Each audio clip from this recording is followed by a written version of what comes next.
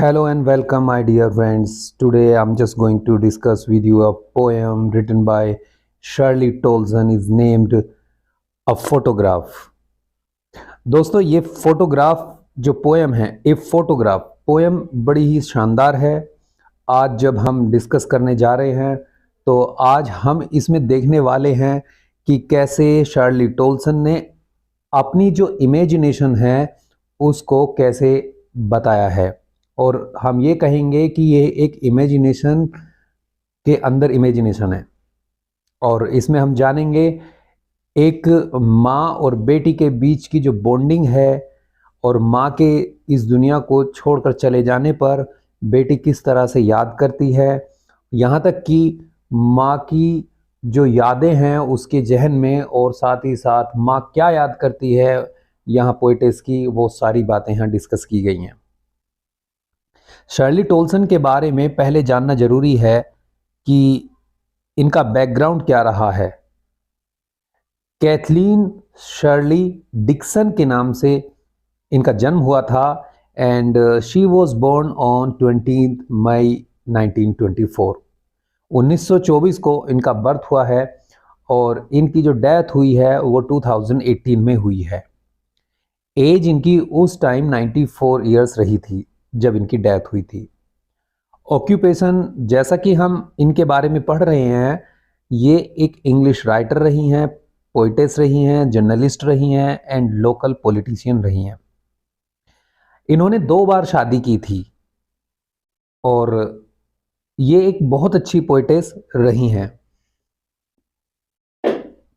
दोस्तों इसको हमें आज डिस्कस करना है इस पोएम को, और नाम है a photograph. Line by line हम इसके बारे में जानेंगे।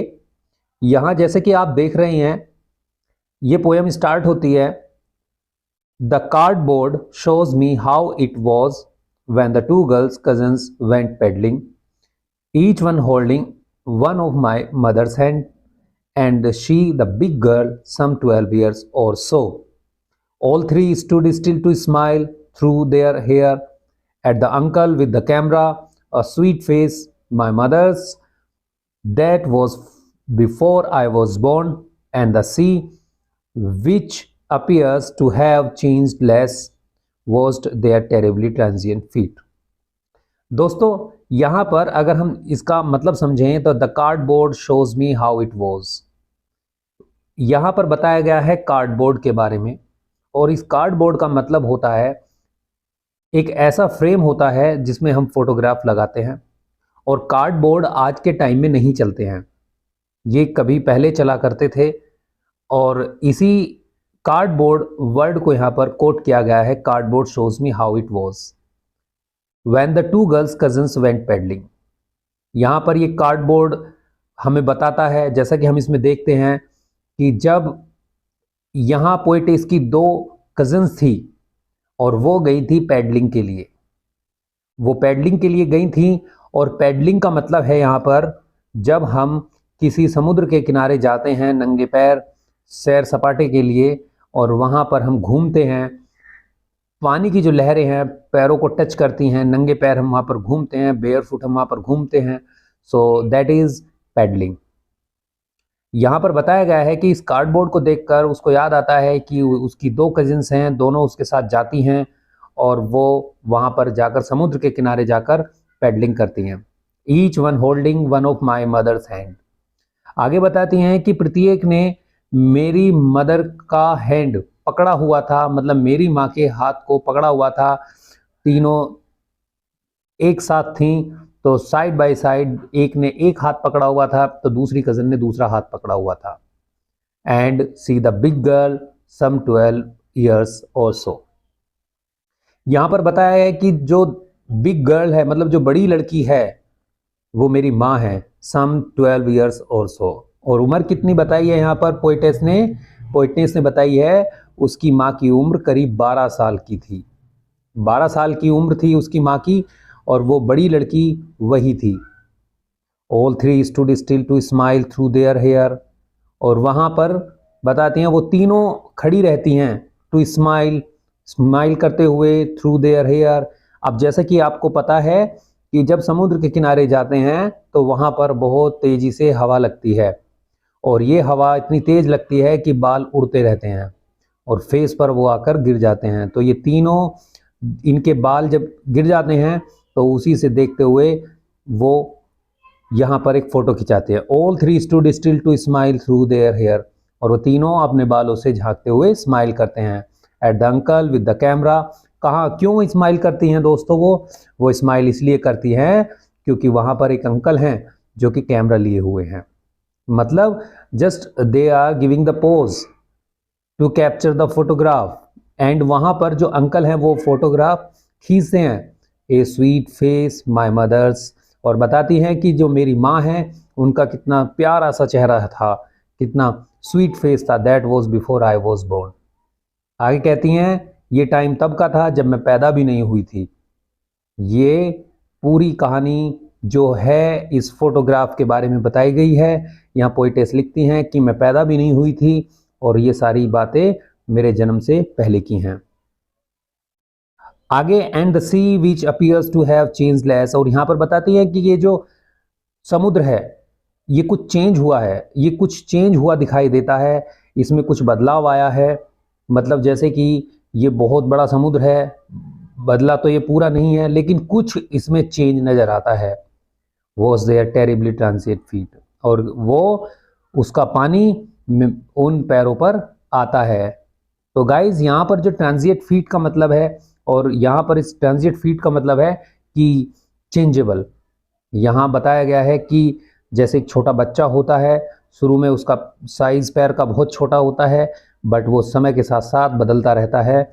वैसे ही यहाँ पर बताती है पोइटेस कि मेरी मदर जब 12 इयर्स की थी तब पैर बहुत छोटे थे, लेकिन वो बड़ी हो गई और वो पूरी पूरी बदल गई। और यहाँ बताती हैं कि जो समुद्र है, जो सी है, वो आज भी वैसा का वैसा ही है। अगर देखा जाए तो थोड़ा बहुत चेंज आया है, और चेंज भी दोस्तों अगर ये आया है तो थोड़ा इसलिए आया है क्योंकि लोगों ने उसे चेंज किया है। बहुत सारे कंस्ट्रक्शंस का काम हो जाता है किनारे पर, कुछ चीज़ें बन जाती हैं, पोर्ट वगैरह बन जाते हैं, वो तो हमने खुद बनाए हैं, खुद चेंज किए हैं, बट समुद्र में कोई बदलाव नहीं आता है। तो आगे बताती हैं सम 20-30 ईयर्स लेटर, और फिर कहती हैं कि कोई 20-30 साल बाद she would laugh at the snapshot, और वो क्या करती हैं, वो हंसती थी 20 से 30 साल बाद, फिर से वो हंसती हैं अपने फोटो को देखकर। मतलब यहाँ इससे पहले हमने जो ये पहला स्टेंजा जो पढ़ा है इसमें बताया गया है कि वो उसकी जो मदर हैं वो उस फोटो को देखती हैं, और उस फोटो में जो तीनों सिस्टर्स हैं, तीनों कजिन्स हैं, और वो तीनों ही कैसे इंजॉय करती हैं उस पेडलिंग को। और बाद में आगे बताते हैं कि सम 20-30 ईयर्स लेटर, कोई 20-30 साल बाद, she would laugh at the snapshot, और वो उस स्नैपशॉट पर हंसती थी। स्नैपशॉट का यहां पर मतलब है फोटोग्राफ। और आगे यहां पर आप देखते हैं कोट करते हुए, सी बेटी एंड डोली, देखो बेटी एंड डोली, देखो ये बेटी और डोली हैं जो फोटो को देखते हुए कहती हैं, वो शी वुड से कहती थी, and look how they dressed us for the beach, कैसे उन्होंने हमें बीच पर जाने के लिए तैयार किया। जैसे कि दोस्तों हम कहीं घूमने के लिए जाते हैं, हम बच्चों को, छोटे छोटे बच्चे होते हैं उनको हम तैयार करते हैं घुमाने के लिए, कहीं जैसे पिकनिक पे जा रहे हैं, कहीं मॉल में जा रहे हैं, या कहीं भी ऐसी जगह जाते हैं तो हम उसे पहले ड्रेस पहनाते हैं। और जब छोटे छोटे होते हैं, हम जब बहुत छोटे होते हैं, हमें उसी की एज के अकॉर्डिंग कपड़े पहनाए जाते हैं, और बड़े होते हैं तो वो कपड़े हमें थोड़े अजीब लगने लगते हैं क्योंकि वो फैशन काफ़ी बदल जाता है, वो ट्रेंड में नहीं होता है। तो यहाँ पर पोइटेस कहती हैं, देखो बेटी एंड डोली कैसे हमें उन्होंने तैयार किया था वहाँ जाने के लिए। कहाँ के लिए? बीच के लिए। और आगे बताते हैं कि अब ये कौन है, किसने तैयार किया है? ये तैयार किया है पेरेंट्स ने। The C holiday was her past, mine is her laughter. अब यहाँ बताती हैं, यहाँ पे समझना है इसका मतलब, वो कहती हैं the C holiday was her past, जो वो छुट्टियों का जो टाइम था वो पास्ट था उनका। किनका? उसकी मदर का। यहाँ पर पोइटेस बताती हैं, शार्ली टोल्सन बताती हैं कि वो जो सब कुछ था हॉलीडे वाला जो टाइम था वो पास्ट था मेरी माँ का, and mine is her laughter. और कहती है कि और मेरा क्या है पास्ट, मेरा पास्ट है मेरी माँ की हंसी, क्योंकि वो अपनी फोटो को देखकर हंसती रहती थी। Both wry with the laboured ease of loss.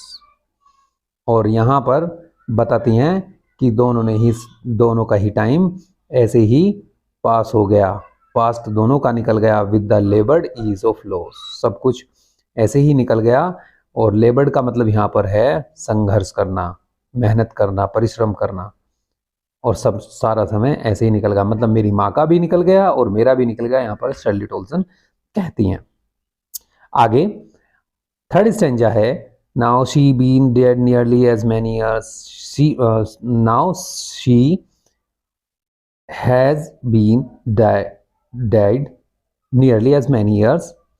अब उन्हें मरे हुए मतलब उन्हें इस दुनिया से गए हुए कई साल हो चुके हैं, एज दैट गर्ल लिव्ड, जब वो जीती थी, and of this circumstances there is nothing to say at all. और कहती हैं अपनी माँ को याद करते हुए, उनको मरे हुए काफ़ी टाइम हो चुका है। और यहाँ पर जो ये थर्ड फेज है इसमें बताया गया है कि मेरी माँ को मरे हुए इस दुनिया से गए हुए 12 साल हो गए, और and of this circumstances there is nothing to say at all. और ऐसी परिस्थिति में अब कहने के लिए कुछ नहीं है, इट्स साइलेंस साइलेंस, और बस शांति शांति है। तो दोस्तों हमने ये पोएम पढ़ी a photograph written by Shirley Toulson. अब अगर यहाँ पर हमने इसमें आप देख रहे हैं दो वर्ड हैं, पेडलिंग एंड ट्रांजिएंट। यहाँ पर पेडलिंग का मतलब मैंने बताया था, जब हम बेयर फूट जाते हैं समुद्र के किनारे टहलने के लिए, so that is called pedalling. And transient means changeable, changeable जो बदल जाए, जैसे कि हमने ऊपर इसमें पढ़ा था terribly transient feet. So guys इसका मतलब चेंजेबल होता है। आई होप ये आपको पोएम अच्छी लगी होगी, समझ में भी आई होगी। और अगर एक बार में समझ में नहीं आती है तो हम इसको रिपीट कर सकते हैं, देख सकते हैं। So thank you for watching this video, और आगे बने रहिए हमारे साथ। Thank you.